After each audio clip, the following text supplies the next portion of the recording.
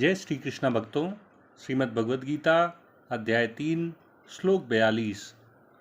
इंद्रियाणि पराण्याहुः इंद्रियेभ्यः परं मनः मनसस्तु परा बुद्धिः यो बुद्धेः परतस्तु सः। भगवान कृष्ण अर्जुन को समझा रहे हैं कि ये जो इंद्रियां हैं, 5 कर्मेंद्रियां और 5 ज्ञानेंद्रियां, ये स्थूल शरीर से, जड़ पदार्थों से पर हैं, श्रेष्ठ हैं। और इन इंद्रियों से पर मन है, अर्थात मन इंद्रियों से श्रेष्ठ है। और मन से भी पर बुद्धि है।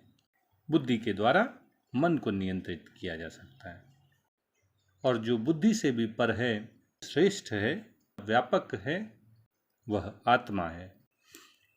भगवान कृष्ण अर्जुन को काम रूपी शत्रु पर विजय प्राप्त करने का मार्ग बता रहे हैं।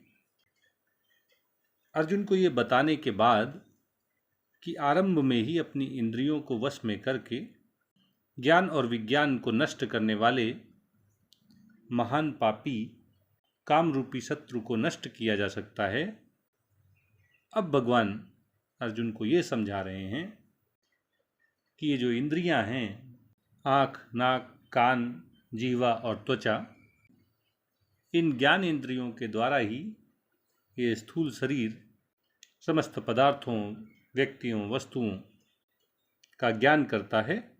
अतः ये ज्ञानेंद्रियां स्थूल शरीर से, जड़ पदार्थों से श्रेष्ठ हैं, उनकी प्रकाशक हैं, उनसे अधिक सूक्ष्म हैं।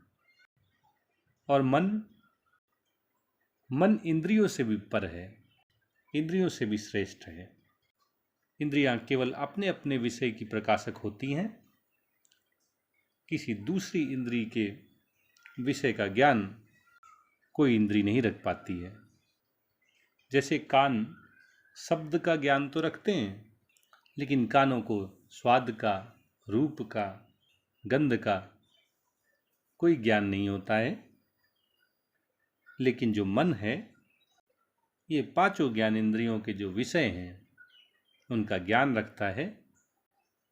मन में ये ताकत होती है कि वह किसी भी इंद्री को उसके विषय में आसक्त कर सकता है या उसे विषय से हटा सकता है।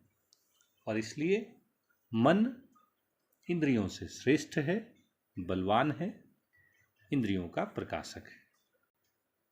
और जो बुद्धि होती है, उसके द्वारा हम मन को भी नियंत्रित कर लेते हैं। मन की स्थिति का ज्ञान बुद्धि के द्वारा हो जाता है। निश्चयात्मिका बुद्धि से हम अपने मन के कार्यकलापों को नियंत्रित कर सकते हैं, उसे स्वरूप में स्थित कर सकते हैं। और इसलिए बुद्धि मन से भी अधिक बलवान है, श्रेष्ठ है और मन की भी प्रकाशक है। लेकिन जो बुद्धि से भी परे है, जो इंद्रियों, मन और बुद्धि सब का प्रकाशक है, जो परमात्मा के समान ही व्यापक है, जो सूक्ष्म से भी सूक्ष्मतर है और जो बुद्धि से भी अधिक बलवान है, वह आत्मा है। उसे आत्मा कहते हैं।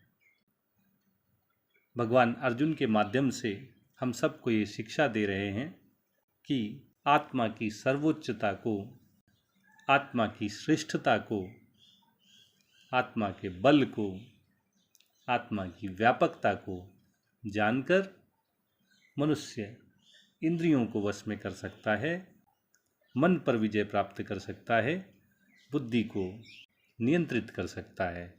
और इस तरह आत्मा का ज्ञान हो जाने पर मनुष्य अपने काम रूपी शत्रु को आसानी से हरा सकता है, उस पर विजय प्राप्त कर सकता है, उसे नष्ट कर सकता है।